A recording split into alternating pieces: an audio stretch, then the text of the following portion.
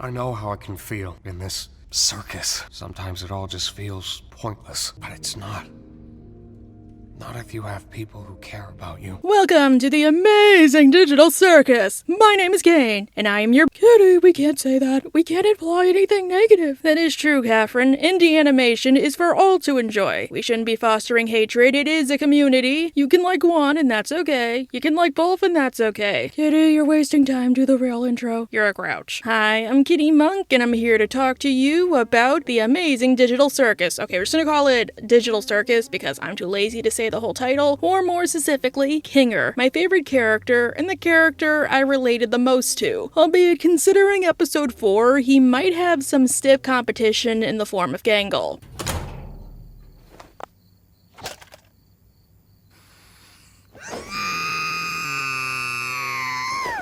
But I haven't gone over TADC yet, so I should give some background. Also, the pilot episode came out on my birthday, guys. How amazing is that? And also digital, I suppose. TADC is about a group of humans whose consciousnesses are trapped in a digital world, implied to be a tabletop computer game, called the Amazing Digital Circus, hence the title. The show follows Pomni, the newest inductee who can't remember her name and takes the form of a gesture. There's no escape from the circus, and you also can't die. You don't really need to breathe if you don't want to, and you don't need to eat. And if you lose your mind or the will to live, you abstract, aka turn into a mindless monster that can go back to normal, essentially a living death. To avoid the feeling of existential horror, the AI in charge of the circus, Kane, comes up with daily adventures for the group to go on, mostly to distract them. Oh, that's just one of Kane's little adventures.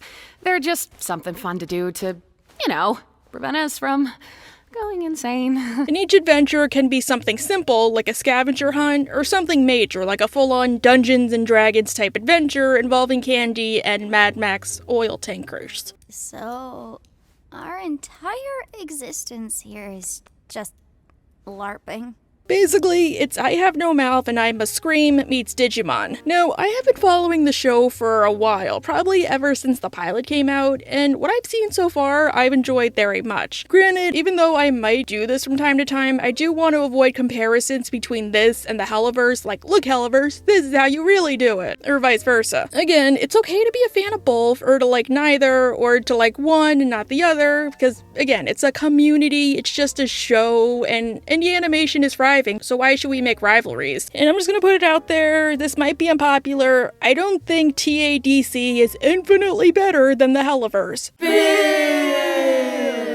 I just feel like the Helliverse walked so indie shows like TADC could run. And I know some of you are like, well, like that one show about the cats, that was out since the early 2000s. What is it called again? Oh my god, Lackadaisy, that's it, okay. But again, unfortunately, the Helliverse did come out first, and it did kind of like make it more popular for a lot of people. On top of that, I feel like TADC is also a bit more family friendly. Like, I know it's not supposed to be, but like, I know people who will let their kids watch TADC but not Hell of a Boss, just because TADC is a bit easier to understand and they could watch it too, so they have something to enjoy. Plus, honestly, most of my problems with Hell of a Boss, I felt didn't really become problems until season 2. Like the focus on Stolas and Blitz or stuff like that, or moving away from it being an office place comedy. And TADC has been confirmed to run for 1 season max, so of course there's not going to be as many problems because they haven't really had time to set in. Kinda like Gravity Falls versus Star Versus. I do think TADC has problems, but at the moment they're more like nitpicks. The same way my problems with Hell of a Boss up until episode 4 were mostly nitpicks with the actual episodes, not the show itself. Besides, I don't want to imply tension that probably isn't there, or foster rivalries that probably aren't there. Gooseworks works alongside Visipop. Vivian is an open fan of TADC, and she watches my videos, guys. Oh my god, I'm immortal. Thank you, Vivian.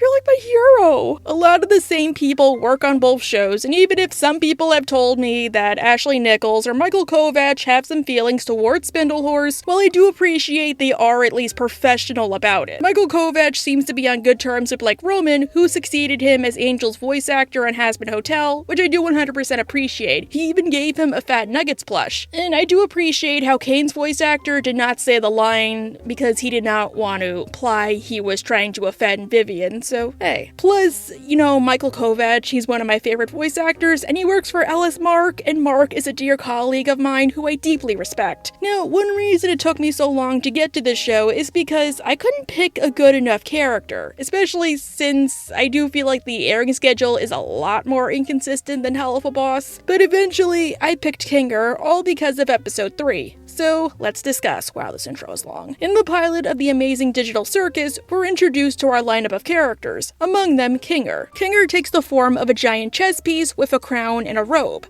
Again, he's a king chess piece per the name. Per the characters, he's been in the circus the longest, and on top of that, he's also the oldest next to Ragatha, being 48, which means he's basically the team dad, or in any other show, he'd be the leader because he knows the ins and outs of the circus. But because he's rather scatterbrained, well, they tend to treat him like a good friend who happens to be a little cuckoo banana cream pie. Pairing them up together is a good idea? Of course I do. They're the two most mentally stable and capable characters to be paired together.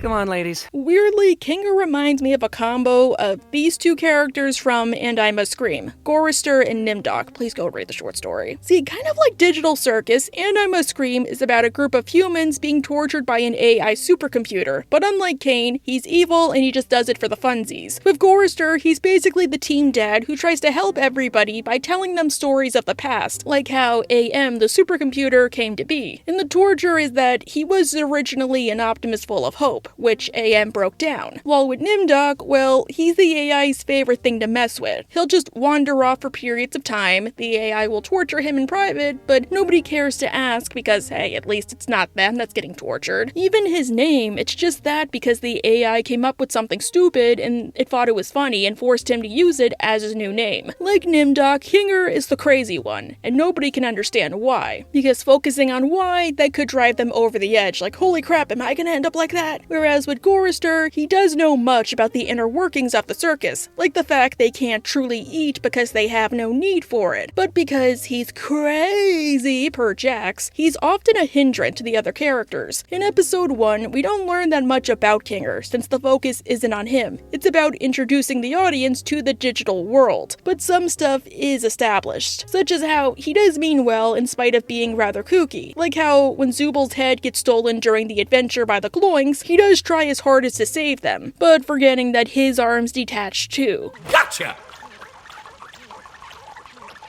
Oh. Kinger, you mother...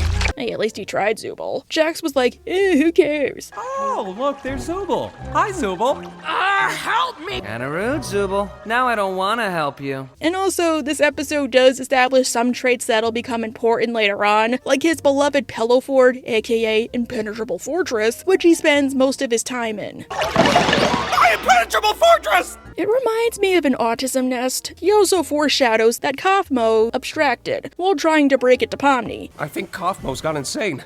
Last time I spoke with him, he was rambling endlessly about some exit. Kinda like you, Pomni. You might be going insane too. Plus, there's the fact he does participate in the adventure, by helping Zubal, and he finds the Zubal hole. Good for him. Boy, we're not very good at this, are we? We found the Zubal hole. And finally, there's his love of insects and bugs. Aw, Kinger, that's the only way you would meet Jeffor.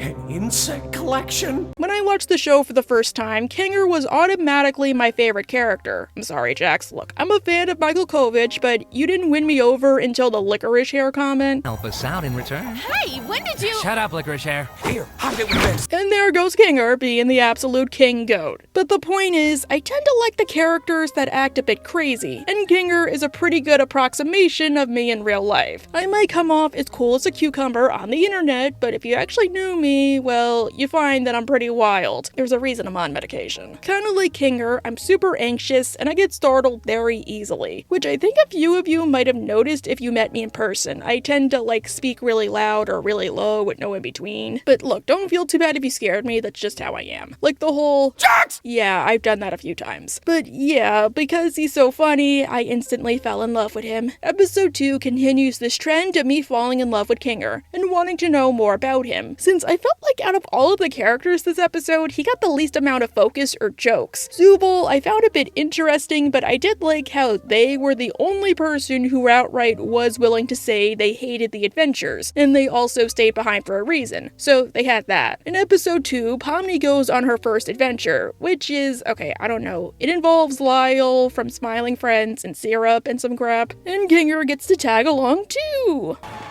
Wow, Kinger, check out this castle.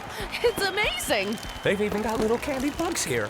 It's so beautiful. Oh my goodness, Kinger, you need to eat one of them. Actually, that's a good question. Can he eat one of them because he doesn't have a mouth? I have no mouth and I must scream. During the adventure, they end up in a high-speed Mad Max-style chase where Kinger tries to help Pomni. Kinger style! I'm having such trouble finding it. Pomni, take this! Quit fooling around, man. Get in the water. How the hell is he supposed to get in there? There's no water yet. Actually, when they do get to water, it's not actually water, it's fudge. Oh god, I hate fudge, so I would hate this adventure. Really, Kane? What the f? Now, a big focus of this episode is that Pomni is still adjusting to life in the circus, as during the previous episode, she tried to abandon the group to get to an alleged exit. Long story, go watch the episode. And by doing so, she abandoned Ragatha, who tried to help Pomni adjust to her new circumstances, while being in absolute emotional and physical pain from an abstracted Kaufmo. On top of that, Pomni couldn't participate in the adventure that Kane set up, which was gather the gloinks. Ragatha tells Kinger her feelings on the matter, and how she does want to befriend Pomni. And for once, Kinger actually gives some pretty mature sounding advice. Don't take it too personally. I remember how long it took for you to adjust. Oh, yeah. I'm surprised you remember that.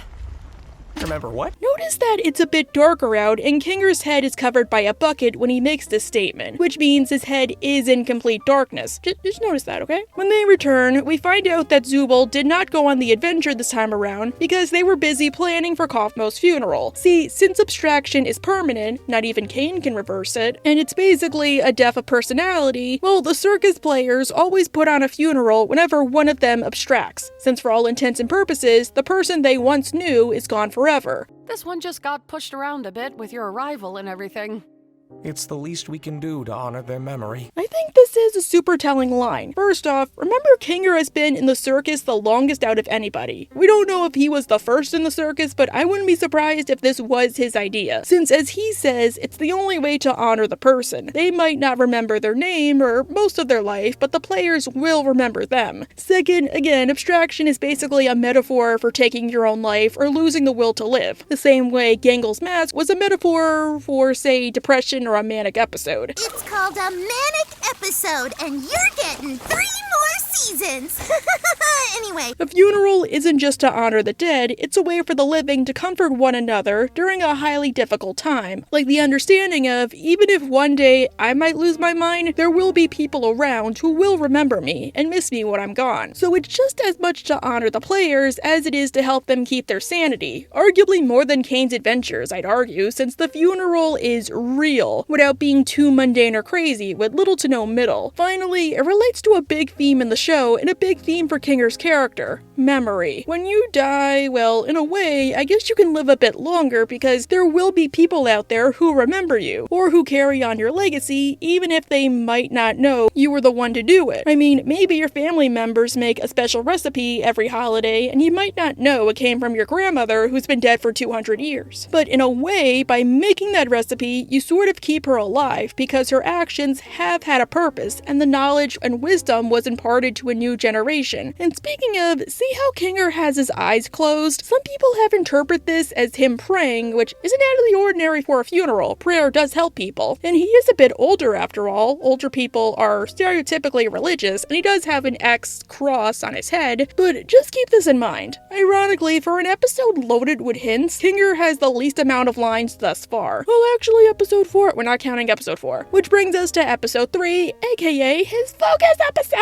Since Pomni learned last episode that the players could be her friends, well, this episode they're doing friendly things like holding their breaths. Right? Don't you do that? I never did that. Once again, they can die even if they feel the sensation and pain of suffocation, but they do crazy stuff. Why am I the one doing this? Why not one of you guys? Because something different happens with each person. For instance, Kinger starts glowing. Keep this in mind going forward. I know you're collecting knowledge just like I'm collecting an insect collection. The adventure this time around is basically the players going to a spooky haunted house. Well, it was meant to be a spooky, scary haunted house adventure for Zooble, while the others just did mundane stuff like drink tea and hang out with a ghost lady. But Jax sucks, even if he has the voice of a scruffy angel. Jax, for the fun of the running gag, froze Gingle's comedy mask into the spooky, scary door. And Kinger just has to mean well while he's holding on to Pomni's eyeballs. Don't worry, Gangle, I'll get it for you.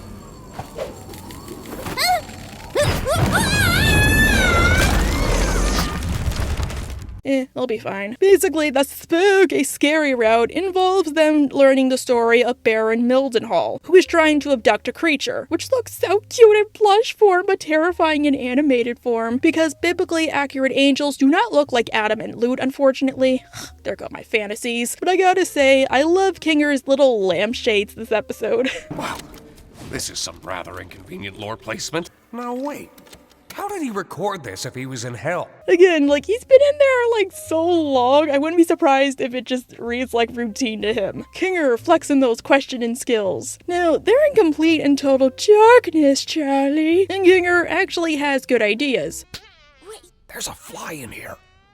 don't you think that's making a lot of noise? Oh god, there is a fly. Good idea, but Kinger, why are you trying to kill a fly? I thought you loved them! See, an important part is the longer they're in darkness, the more quote-unquote intelligent Kinger becomes, for lack of a better word. I mean, I feel like he already is intelligent, it's just harder to comprehend that when he's saying nonsense phrases or the like. The point is, he's coming up with ideas and plans that actually have a chance of working, unlike before. But the second the light touches him, well, it's all over and he's back to being Kinger.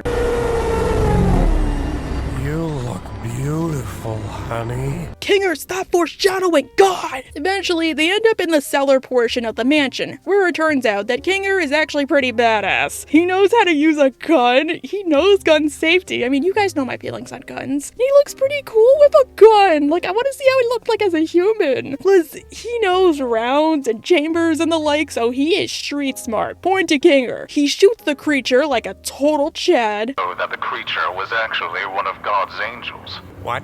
And anyone who brings harm to it will be dragged down into the cold, spiraling pits of hell. Oof, but wow, Kinger did something awesome. Points to Kinger, you better clap for him. But as it turns out, if you shoot an angel, you get damned to hell. Or you have to purchase your namesake through a vending machine. They end up in hell, which looks more like a church courtyard with mosquitoes. Like, it's not that scary to me. And just to get this out of the way, I do have one problem with TADC, as in, I do feel like it's too formulaic at times. As in, each episode is basically Pomni gets tortured because she doesn't know how the circus works, and then ends up one-on-one with somebody in order to further her own character development. Episode 1, it was Ragatha, and she learned what she was giving up by leaving the circus and betraying her. Episode 2 was her and Gummy Goo, and her realizing she could have fun with her new circumstances by making the best out of it. Here, it's her realizing that Kinger has survived for so long because he's crazy, and there's more to him than meets the giant bug eyes, but nobody thinks to question it. Episode 4, I was so glad they broke this trend, even if, yeah, Pomni did kind of learn something new about Gangle. Oh, Ragatha.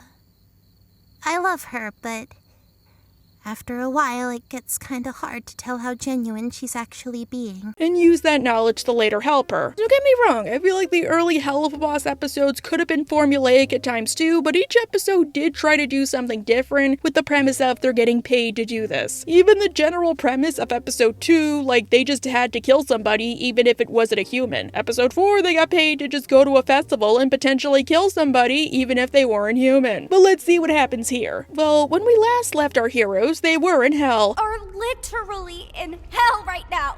Hell! Of course I'd be in hell. How could I not be in literal hell right now? I feel like literal hell in this case is the space under the game, and I guess you already went there last episode, so you're pretty good, dude. Pomni tries to get the heck out of Dodge, but whenever she crosses the boundary, she gets possessed by Lord Mildenhall, and turns into... How's your wife, Kinger? Lord Mildenhall, stop using Pomni to try and foreshadow God! Ever the king of awesomeness and chadness and daddy vibes... I'm sorry. Kinger exercises Pomni using the barrel of a shotgun, because how the hell would you do it? Asking nicely, that is baby talk, which Kinger is not doing here. Now he sounds gruff and normal and manly and daddy, and he's giving me daddy vibes, and I'm not trying to imply toxic masculinity or anything stupid like that. I just enjoy his tone, and I love daddies. There's actually a staircase down there. It could be a way out. Maybe it'll work for us since we still have our bodies? Though I'm worried about what that tape said earlier. Again, because they're in darkness, he's better able to assess and analyze the situation. Which, as he says, he was a computer scientist, so it makes sense. Those are valuable skills to have in that profession, as in reading data and coming to conclusions. Pomni takes the adventure pretty hard, and Kinger does try his best to comfort her. Like a daddy. I should stop saying daddy. First off, he apologizes for getting them into this mess. It was my fault we went down this path, wasn't it?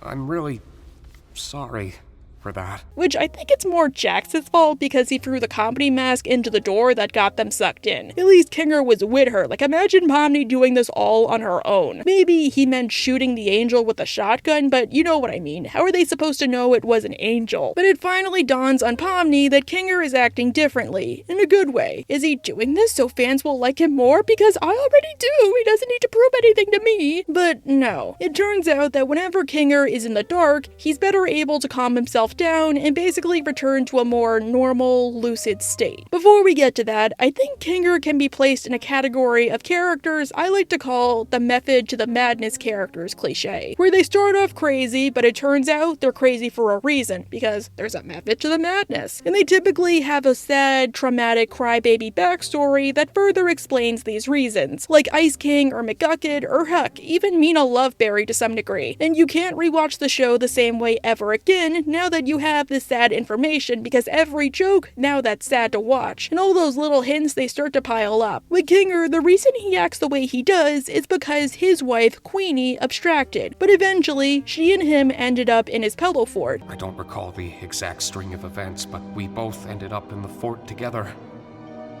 And it was dark. See, that went somewhere. And Kinger touched her one last time before Kane found them and sent her to the cellar. It's not the most cheerful memory, but it's one I at least have control over. So the method to the madness is this. Kinger, as far as we know, is the only person to be a part of the circus and have family from before his life, which honestly might suck. Like, imagine, damn. In his before life, he was a computer scientist, while his wife was an entomologist, meaning she studied insects, and she got him to appreciate them even if he previously didn't. She was funny, creative, really into entomology. I used to hate bugs, but she somehow got me to like them. See, that went somewhere too. Also, BGW, maybe he hated bugs because as a computer scientist, he always had to put up with bugs, aka technical bugs. So she showed him the real ones weren't quite so scary. And the reason why Kinger is likely crazy is because he touched his wife while she was abstracting. See, touching an abstraction basically spreads the virus, but it doesn't permanently abstract you. Perhaps the extraction isn't in Kinger's hand, but his mind, which I know sounds weird considering the whole point I made about extraction being a metaphor, but how many people disregard mental illnesses before they progress to something more irreversible or dangerous? They always say, oh, we should have seen the signs. Well, the signs were right there and you still ignored them, you selfish fools. Plus, maybe they just assume he lost his mind because of the grief for his wife, and Kane didn't think he had anything going wrong with him in his head, because Kane doesn't know how people are. I believe Kaufmo just gave up like that. I mean, no offense, Kinger, but I always thought you would be next. Thank you. Guess it just goes to show you can't rely on Kinger for anything. And the reason he is able to return to a sense of normalcy is because in the darkness, abstractions are basically calmed down. Kaufmo only went crazy when somebody opened the door to his room and light was left in. Queenie was calm because she was in the pillow fort. All of the extractions were docile when Kane opened the cellar door. And to Kinger, the memory of his wife helps him to ground himself as a coping mechanism. I'm normally not too good with memories, but being surrounded by darkness always brings me back to a certain time. Now, I do like this, and I like the idea of memories being his coping mechanism. It's pretty positive, and not in a toxic positive way like Ragatha. It makes him pretty well adjusted. Plus, I feel like it explains why he survived for so long. Remember, he's likely seen dozens of people abstract in front of him, including his own family, and he's still kicking. Such a scenario, losing your own family forever like that, would probably cause anybody to lose their will to live and abstract themselves and say, I want to be with them the only way I know how. But he hasn't, because memories are how you keep somebody living even when they're gone. If he abstracts, then in a way he dies, and the memories of his wife and friends will die with him. It's just likely that none of the current circus members were around for Queenie, so they don't remember him and his references well enough. They just think he's a crazy old man who occasionally has a moment of clarity because he's been in there for so long. However, I will say him being crazy might be a blessing in disguise when you really think about it. He might know the Pellowford is important to him, but forget why until he goes inside. And then he'll be like, yay, I can remember my wife and all of our happy memories and peace. On top of that, he can't dwell on the fact he's stuck in there forever like everybody else, and the existential horror, meaning he can't really ruminate in a negative way, like, no, I'm trapped in this fake adventure, where's my real body, I'm gonna die one day and turn into a monster. But if he starts to ruminate, he can just ground himself like, oh, I love bugs, and my wife, Pomni, I miss my wife, but I love bugs. And speaking of, as somebody with anxiety, which again, I did kind of imprint onto Kinger, I do very much enjoy him using this coping mechanism. Something I learned in therapy, that a reason certain grounding techniques might not help you, think breathing or the like, is because you only really do it when you're panicking. So when you start to panic, you forget you're supposed to be doing that in the first place to stop it, and that makes you panic more. So if you're having trouble, what you should do is breathe when you aren't panicking. That way it just becomes second nature to you. I feel like that encompasses Kinger and his memories pretty well. They're second nature to him at this point, and even if he forgets, he subconsciously knows what to do. Like, okay, I'm panicking, go to the Pellowford. Or, okay, I'm panicking, go play with bugs. But one more thing and then we'll move on. One plot hole many people find is that Kinger's coping mechanism technically shouldn't work. As far as we know, shouldn't the circus members have no memory of their past lives? I mean, Pomni couldn't remember her name. Well, according to Gooseworks, the creator of the show, the players can remember parts of their former lives, like say their jobs or interests. They just can't remember their names. Like Gangle can remember she used to work in fast food when her dream was to be an artist, she just can't remember her name or the girl who once was. Albeit, yeah, to be fair, the creator had to confirm an important piece of show lore over social media. Unfortunately, I will take points off, because if you say it for one, you gotta say it for all. But in a way, I feel like that makes the existential horror 10 times scarier. Your name is your whole basis of self. It would probably drive you crazy to remember somebody who doesn't exist anymore, but have no memory of who they are. Just know, like,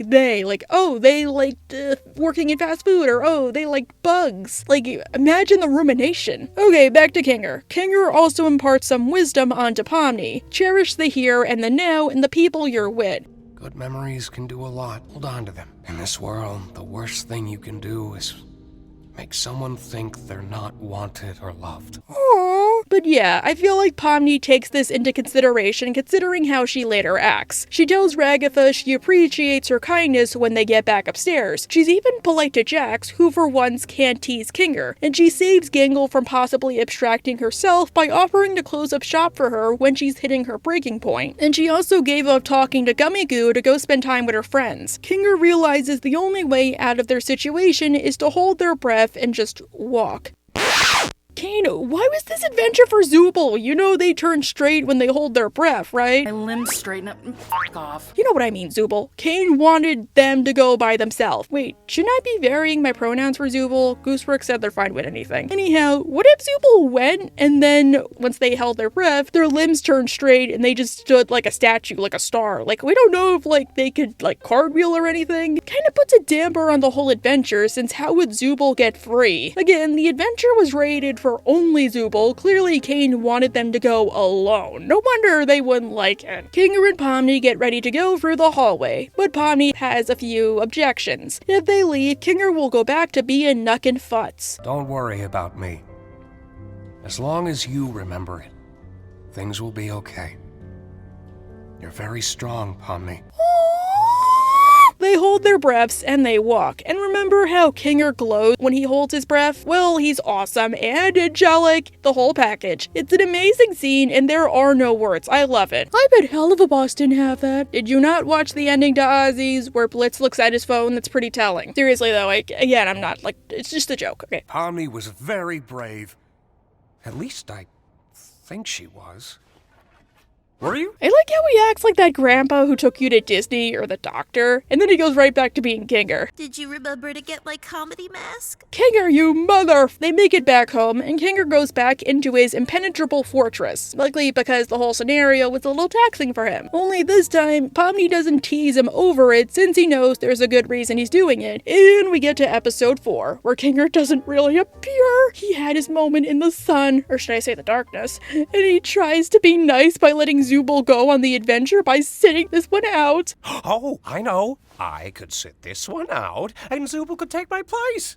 What? That's not how that works. Great idea, Kinger! No, Kinger! Not only did Zubul not want to go, but you're massively gonna be out of focus because this episode lacks a true B-plot in order to show the metonymy of Gangle's situation. But yeah, now that a few days have passed, I get why Kinger sat it out. Because if he was there, Gangle would probably have her problem solved. Since if he caught her outside and not Pomni, he'd probably be able to successfully talk to her, since he knew her longer and he'd be in the darkness. Plus, if you're depressed or whatnot, it does help to distract yourself with something, and I think Kinger would be a model employee who would help her to distract, or constantly offer to pick up the slack and not find Gangle to be mean like everybody else. But what did Kinger do while he was at the circus by himself? Take a little nap in his little pillow fort? Well, actually no, he rode a frickin' bull at a frickin' rodeo because he's frickin' Kinger. In VGW, he's the only one who got an A+ that day because he's just that awesome. He's daddy. It's Kinger's world and we're just living in it like little tiny bugs. God, I wish there was a B-plot. I mean, I know why they didn't. Again, it just,